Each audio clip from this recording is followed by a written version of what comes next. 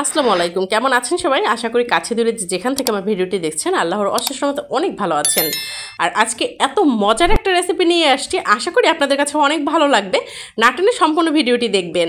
আর এই রেসিপিটি হলে কিন্তু বাচ্চা বড় সবাই খুব খুশি হয়ে যায় আর এতটা মজা করে খেয়ে নেয় যেটা টেবিলে রাখার সাথে সাথেই শেষ হয়ে যাবে। এতটা মজার একটা রেসিপি। না টেনে সম্পূর্ণ ভিডিওটি দেখার জন্য অনুরোধ রইল। আর দেখে যদি ভালো লেগে থাকে প্লিজ আমার চ্যানেলটি সাবস্ক্রাইব করে দিবেন। আর ফেসবুক পেজ থেকে দেখে থাকলে পেজটি ফলো দিয়ে সাথেই থাকবেন। লাইক করবেন, সুন্দর একটা কমেন্টস করে দিবেন। আপনাদের একটা কমেন্টস কিন্তু আমাকে অনেকটা উৎসাহ দেয় নতুন আরও একটি ভিডিও তৈরি করার জন্য। তো চলুন ভিডিওটি শুরু করা যাক। বেসন নিয়ে নিলাম হচ্ছে 1 কাপ পরিমাণে। আপনারা এখানে বেসনটাই ব্যবহার করবেন, বেসন হলে কিন্তু বেস্ট। আর এখানে দিয়ে দিচ্ছি হচ্ছে এখন 1 চামচ পরিমাণে কর্নফ্লাওয়ার, এটা হচ্ছে 1 টেবিল চামচ পরিমাণে। আর হচ্ছে 1 চিমটির মতো দিয়ে দিয়েছি বেকিং সোডা। টেস্টিং সল্ট দিয়ে দিলাম 1/2 চামচের মতো। আপনারা এখানে টেস্টিং সল্ট দিতেও পারেন, নাও দিতে পারেন, কিন্তু টেস্টিং সল্ট দেওয়ার কারণে কিন্তু স্বাদটা অনেকটা বেড়ে যাবে। মাংস মশলা দিয়ে দিলাম হচ্ছে 1/2 চামচের মতো। আপনারা এখানে গরম মশলাটাও দিতে পারেন আর মাংস মশলাটাও দিতে পারেন রেডিমেড যেটা। 1 চামচ পরিমাণে কালো গোলমরিচের গুঁড়া দিয়েছি। আপনারা যেরকম ঝাল খান সেরকমের কমিয়ে বাড়িয়ে নিতে পারেন। আর এখানে স্বাদ মতো হচ্ছে লবণ দিয়ে দিয়েছি। আর দেখতে পাচ্ছেন খুবই সামান্য পরিমাণে হলুদের গুঁড়া দিয়েছি কালারটা সুন্দর আসার জন্য। আর 1 চামচ দিয়ে দিয়েছি পেঁয়াজ বাটা, 1 চামচ দিয়ে দিয়েছি আদা আর রসুন বাটা দিয়ে এখন সুন্দর করে মিশিয়ে নিতে হবে। একেবারে কিন্তু অনেক পানি দেওয়া যাবে না, দেখি বুঝতে পারছেন, অল্প অল্প একটু একটু পানি দিয়ে তারপরে হচ্ছে ব্যাটারটা খুব সুন্দরভাবে তৈরি করতে হবে।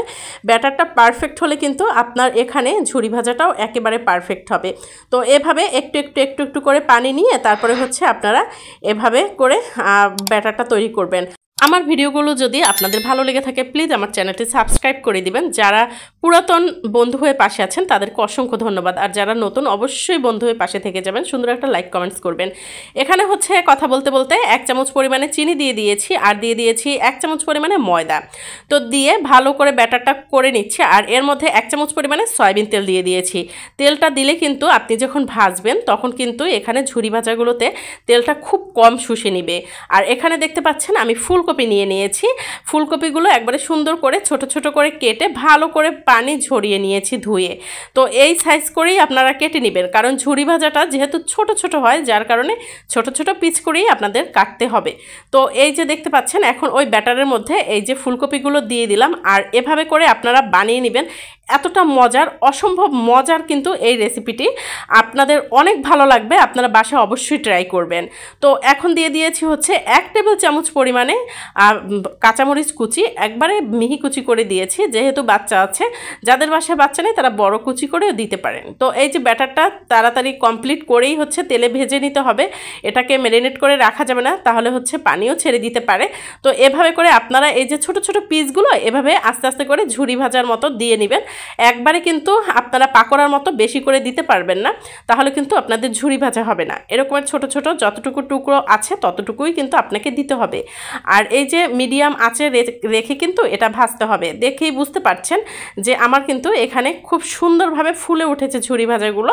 আর খেতে অসম্ভব মজা। আপনারা একটু ডুবো তেলে ভাজার চেষ্টা করবেন, তাহলে কিন্তু বেশি ফুলকো হবে। আর দেখে বুঝতে পারছেন কতটা সুন্দর হয়েছে, একেবারে মুচমুচে ক্রাঞ্চি, বাচ্চাদের খুবই পছন্দ হবে।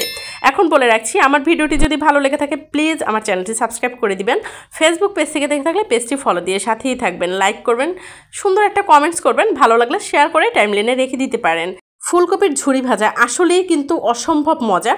আপনারা যখন তুলবেন তখন কিন্তু একটা টিস্যুতে রাখবেন, তাহলে তেলটা শুষে নেবে। কিন্তু আপনারা বেশি সময় টিস্যুতে রাখবেন না, তাহলে কিন্তু মুচমুচে যে একটা ক্রাঞ্চি ভাব সেটা থাকবে না। যে কোনো তেলের জিনিস ভাজার পরে কিন্তু টিস্যুর পেপারে অনেক সময় রাখলে ওইটা নরম হয়ে যায়, একবারে মুচমুচে থাকে না।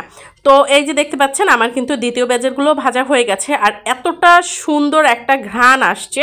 আর আপনাদের সাথে কথা বলতে বলতে কিন্তু আমি এখানে সব ঝুরি ভাজাগুলোই তুলে নিয়েছি। আর ফুলকপির ঝুরি ভাজা আসলে অসম্ভব মজার একটা রেসিপি, খেতে দুর্দান্ত স্বাদের, বাচ্চাদের তো বেশ পছন্দ, কারাকারি লেগে যায় যদি এই রেসিপিটি আপনারা বাসায় ট্রাই করেন। আর দেখে বুঝতে পারছেন কতটা মুচমুচে হয়েছে। আশা করি আপনাদের রেসিপিটি ভালো লেগেছে। তো এভাবে আপনারা ইফতারি টেবিলে কিন্তু বানিয়ে বাচ্চাদের সামনে দিতে পারেন, বড়দেরও কিন্তু বেশ পছন্দ, আমি আরও একবার বলেছিলাম। তো দেখেই বুঝতে পারছেন কতটা লোভনীয়। আশা করি আপনাদের ভালো লেগেছে। আল্লাহ হাফেজ।